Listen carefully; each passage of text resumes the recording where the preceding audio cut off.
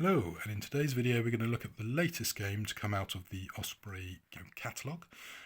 We've got Hard City, which is a noir sort of detective investigation game. Really good for doing things like LA Noir. In fact, it does have in the front here, 160-ish page book.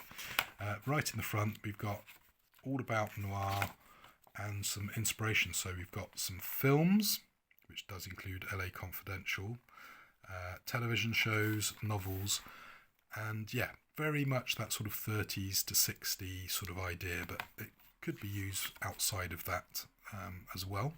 So it tells you what you're going to need, and then it goes straight into what you do, how you do it, and some kind of fairly good little basic introduction to how the game sort of works. We then get how to create your character. And this is the bit that I initially struggled with. It uses this term trademarks, which didn't quite click with me at first. But basically, you select a past, a present, and then what's known as a perk. So in the past and in the present, you had effectively almost like a profession rather than a trademark, I'd call it. So, for example, in the past, you might have been a button man, or you might have been a criminal, or you might have been a drifter. And by picking that, it then gives you an option of what's known as edges. So you've got positive and negative traits. And it does actually talk about here, so a list of traits that your character might specialise in, a list of example flaws your character might have. So the positive are sort of traits or skills. You're not limited to these. You can make up your own in theory, but it's probably a good idea to initially stick to the suggestions. And then the red negative are flaws that this particular trademark might give you. So if we skip forward now to perks, well, perks are things like, are you analytical, are you athletic, are you famous, and again it's got potential traits or skills and potential flaws.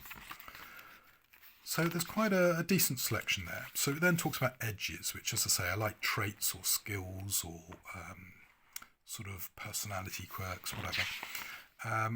And these will modify dice in tests.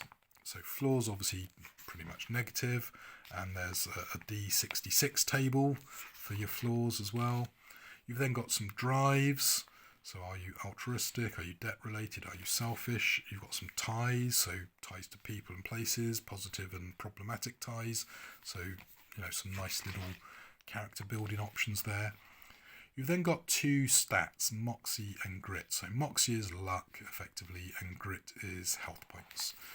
So you've then also got, obviously, classically, belongings, and then a nice little feature of you can give yourself a bonus edge, or bonus Moxie, or bonus Grit. We then got some rounding out your character, basically names, and then we've got example character creation. So Susan Ember was a performer, is now an investigator, and they were athletic, and the player chose an extra edge, so they've ticked 6 edges. They start with the 3 Moxie, 3 Grit. They currently have no conditions, so they're not angry, tired, etc. They've got some flaws, they've got some drives, they've got some ties, and they've got some belongings. So what do we do all that for? Well, that's then handled in the checks, and really I think the key bit is this table here. So you add a positive dice or an action die for any of these matching things, and you add a danger die for any of these matching things. You roll both sets of die, they should be different colours. A danger die will take out an action die potentially, and then you're ended up with a die result, which on the previous page, page 50, gives you a success, a partial success, a failure, or possibly even a botch.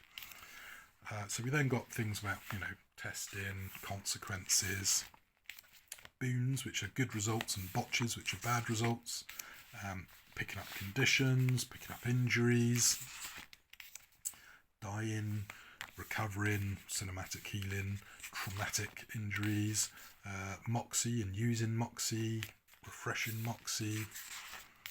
And then we got a load of sort of background buff, how to run the game, the setting, etc. We also get an adventure near the back here, so in at the deep end. In fact, I'm trying to think, is there 3 adventures? There are quite a few adventures, rather than spoil the adventures. Yeah, so we've got engagement with death, in at the deep end, so it's just 2 adventures. We've then got obviously a glossary, a character sheet, and then acknowledgement and credit. So really the rules are all done by page 135, to be honest. So yeah, it's got a really nice little table of contents, and the great thing is the author is responsible for Neon City Overdrive, and I think what they've done here is they've produced a set of rules that when I first glanced at them I was like, oh, I'm not sure I'm quite getting these, but actually they're pretty simple, and I think that's a pro and a con. For me, I quite like lightweight rules that sort of get out the way and allow me to actually get on with playing the game. So for me, these are right up my alley, and I'm really looking forward to actually playing this at the table.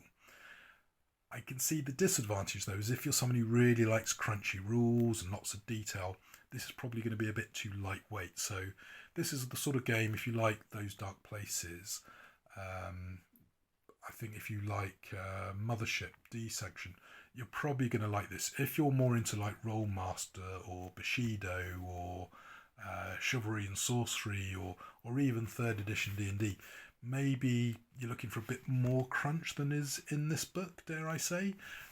So yeah, I think they've got a really great product here, but it's definitely not going to appeal to everyone.